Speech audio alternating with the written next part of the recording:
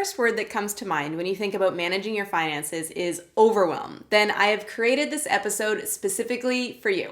If you know that you need to start to get on top of your financial situation, if you know that you need to save money, if you know that you have debt that you need to pay off, and if you know that you should start investing, but the thing that's keeping you from doing any of this is that you have absolutely no idea where to start, then this episode is absolutely, most definitely for you. And I also want to make sure you know that you are not alone.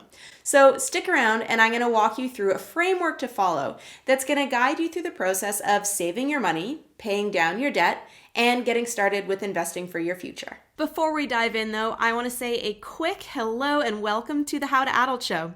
I'm your host, Corey Fowler, and this is your source for all the important adulting life skills, like personal finance, that you wish someone had just taught you in school. So make sure you hit subscribe and let's get started. There is a ton of financial information and advice kicking around out there. Some of it's good, some of it's not so good, and all of it revolves around some version of telling you that you should do this and you need to do that, and if you're not doing this thing right, then you're in trouble. And it is very normal to feel overwhelmed and stuck when it comes to sifting through all of this information and applying it to your life and figuring out where you should even start with step one, let alone how you're going to achieve steps 2 onwards from there. And one of the most common places that most people find themselves when they first start grappling with their finances is wondering whether they should prioritize paying off their debt, starting to save some money, and when it's time to dive into the world of investing that money. So in today's episode, I'm going to walk you through the framework of when and how you should start saving, paying off debt, and investing. And it basically goes in that order. First, you want to get a cushion of money saved. Then you want to start paying down some of your debt. And after that, you want to start a system of continuing to pay off your debt and investing at the same time. And I'm going to walk you through each of these steps, so don't worry if that went quickly. We're going to walk through the why and how of it all, and I'm also going to give you some more resources if you want to dive even deeper into any one of these steps after you finish watching this video. So step number 1 is to start by saving a cushion of money for yourself. This is going to be your emergency fund. And if you've caught any of my previous episodes, you probably know that this is the number 1 thing that I recommend everyone do early on to get control of their finances. It is so important to create an emergency savings fund to act as your sort of financial safety net for when little things inevitably go wrong, which they do. You're going to want to build an emergency fund for a few different reasons. First and foremost, knowing in the back of your mind that you have that safety net is going to go a really long way to creating a more positive feeling when you think about managing your money. There is nothing like living paycheck to paycheck and knowing that you have absolutely no margin of error to really mess with your logic and decision-making skills when it comes to managing your finances. Having an emergency fund is going to start to reduce that level of fear and anxiety that you have around your financial situation, and it's going to make the entire rest of this process so much easier. The second reason why you want to start with your emergency fund is that it's going to help keep you from getting deeper into debt in case you encounter any little financial speed bumps along the way. If you have to miss some shifts at work, that's okay because you have your emergency fund. If your car needs an unexpected repair with a big price tag, that's also okay because you have your emergency fund. I think you get the point there. It's going to start to create a buffer of liquid cash between you and the little financial problems that inevitably arise that are going to get in the way of you taking control of your finances. When it comes to building your emergency fund, the amount of money that you want to have saved in there really depends on your own financial situation. And there are multiple schools of thought around how to do this, just to make it easy for you. Tons of different schools of thought. And the most generally prescribed advice these days is for people our age to keep around 3 to 6 months of basic living expenses in your emergency fund. Some other schools of thought say to keep $1,000 in your emergency fund. In my opinion these days, $1,000 is a pretty cheap emergency. How many emergencies do you have that can actually be covered by $1,000. But the idea with this one is that something is better than nothing, and that even just starting by getting $1,000 into that account is going to help keep you more financially safe and secure. Now, I know you likely aren't going to be able to funnel all your money into setting up that emergency fund right away because you have bills to pay, and you may also be working on paying off some debt that you can't miss payments on. So don't let yourself go into more debt to create your emergency fund, but the idea is to keep paying off the bare minimum for your life and your outstanding payments without funneling any other cash into those areas until you've built up your emergency fund. Any spare dollars or cents you have kicking around at this point in time should go straight into building up that emergency account. Also, to keep your emergency fund secure and far away from the temptation of spending it on anything other than emergency, you're going to want to make sure that you've set it up in a separate account called a high interest savings account. Now, you've probably heard me talk about these before. And this step is important because it serves two purposes. Number one, you're not going to be tempted to accidentally spend it like you would if it were just sitting there in your regular bank account looking at you every day going, I want to go on a vacation. And number two, these bank accounts offer the highest interest rates on the market while still keeping your money liquid. This means that slowly and over time, the account is going to start to earn you money in the form of interest, which will help it bit by bit to build up to a larger amount in that account faster than if you were just contributing to it. Basically, any little bit helps when it comes to creating this fund, and it doesn't cost you anything to set up a high interest savings account and earn a couple extra dollars from it every month.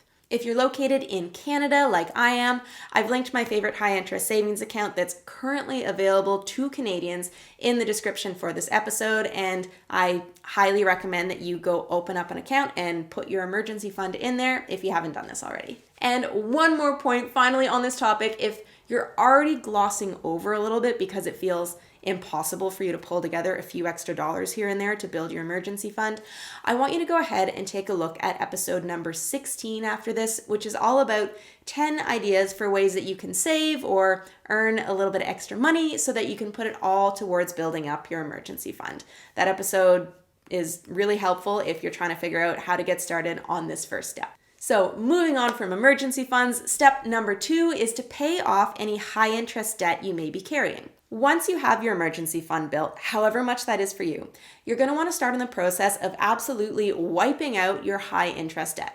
Now, high interest debt usually means consumer debt that you're carrying on credit cards. And if you're carrying any credit card debt right now, it's costing you money every month, like a ton of money, a butt ton of money, and you want to make sure to plug that hole as soon as possible so you can stop watching your hard-earned dollars melt away into the credit card company's pockets, and you want to start putting that money towards your own life and well-being instead. To get started on this step, first you're going to want to take stock of all of the outstanding debt that you have and make sure that you write down each one of those debts as a line item, and also write down the corresponding interest rate that you're paying for every debt item on your list. This is going to allow you to rank your debts from the most expensive interest rate to the least expensive interest rate and start paying off the most expensive rates first. For example, if you're carrying any sort of credit card debt, chances are you're paying somewhere in the ballpark of 20% interest on that, which is absolutely massive, like criminally huge. And a good rule of thumb with debt is that if you're looking at any interest rate that's more than 7 to 10%, it qualifies as high interest debt, and you want to pay all of that off as soon as possible as part of step 2. The great news about this step is it should be easy to step into after doing step 1. How many times can I say step? The good news about this step is you've probably already solidified the habit of saving more money and diverting it to your emergency fund. So all you're going to want to do now is redirect the money that was going to your emergency fund and start using it to pay off your highest interest rate payments first. Don't get tempted to spend the extra cash you found on anything else. I know and I completely understand that you have been working hard to make that emergency fund to top it up, and you probably want to have a little bit of fun, which is completely okay, but it is well worth staying disciplined and getting rid of that high interest debt. It's going to feel so amazing when you get that weight off of your shoulders, and you're going to be amazed by how much more money is available in your life now that the credit card company is no longer sucking you dry. After you've finished paying off all your high interest debt, finally, it is time to move on to step number 3, which is to create a system of continuing to pay off your low interest debt, as well as starting to save and invest money for your future at the same time. The idea behind this step is that when you're saving money and investing it in the stock market, if you've done your research and are investing it safely, buying things like ETFs, using a long-term buy and hold strategy instead of day trading your head away, all that good investment theory, then you can expect to earn an average annual rate of return of between 7 to 10% over the course of your investing life. You can run the numbers differently depending on your own risk tolerance. That's just an average. And if you only focus on paying off all of your debt, specifically your low interest debt, like say a mortgage, that's going to take you years to pay off most likely. And you'll be missing out on being able to earn 7 to 10% on the money that you use to pay off that low interest debt. This is where the term opportunity cost comes into play. Paying off all of your low interest debt before deciding that you're ready to start saving and investing for your future will have an opportunity cost to it, because you've missed out on all of the gains and all of the compounding interest of the stock market during those years that you were only paying off your low interest debt. So to work through this step, what you're going to want to do is look back at that list of debts that you made, check all of your interest rates again, make sure they're still accurate, make sure they're still written down, and make sure that everything that's left on that list still only qualifies as low interest debt. After that, continue paying off that debt as usual based on whatever your payments are, while at the same time starting to save some of your extra money, put it into a retirement account, and begin safely investing it for long-term gains over the upcoming decades of your life. Don't go for any get-rich-quick stocks. That is a good way to lose some money. And the thing is, by now, if you've already become better at saving money because first you tucked it away into your emergency fund, then you aggressively paid off your high-interest debt, and you're no longer paying massive amounts of interest to other companies, you probably should be able to find yourself with a surplus of cash available to you that you can then start to use for saving and investing. Now, I want to make it clear that it is super key that you do not skip this step. And I know it's going to feel great once you have your emergency fund built and you're not carrying any more crazy debt loads, but it's really important to keep your money habits going strong and to stay diligent and to not fall into the trap of spending so much more money on your lifestyle now that you're feeling safe and debt-free. Enjoy that feeling, and there is nothing wrong with treating yourself sometimes, but don't sacrifice the saving and investing step here in favor of buying a boat, because this is the step that's going to bring you from no longer being in debt to actually being able to build and grow your wealth passively so that you can look forward to a comfortable future ahead of you. So to recap, if you're feeling lost and overwhelmed about where to even start managing your money, then try sticking to this 3-step framework and you'll be amazed by how far you can come. Step number 1 is to build yourself an emergency fund that will protect you. Step number 2 is to pay off any high interest debt so that you're not bleeding money unnecessarily in the form of absurdly high interest fees. And step number 3 is to then move on to paying off your low interest debt if you have any, while simultaneously setting up a system to start saving and investing your money for your future. It will absolutely take time. It will 150% take diligence and patience, but it's going to help you get away from how you're currently feeling about your money and all of the stress and anxiety wrapped up in that. If you're looking for any of the resources or episodes that I mentioned today, like the link to my preferred high interest savings account or the episodes about building your emergency fund, then make sure that you check out the description for this episode and you can find absolutely everything that you need and could be looking for linked down in there. If you enjoyed this episode, please remember to subscribe, like, and comment. It helps me so much and the channel so much, and I appreciate you so much for being engaged. So thank you for tuning in. Again, I'm Corey, and I can't wait to see you right back here next Monday with a brand new episode of The How to Adult Show.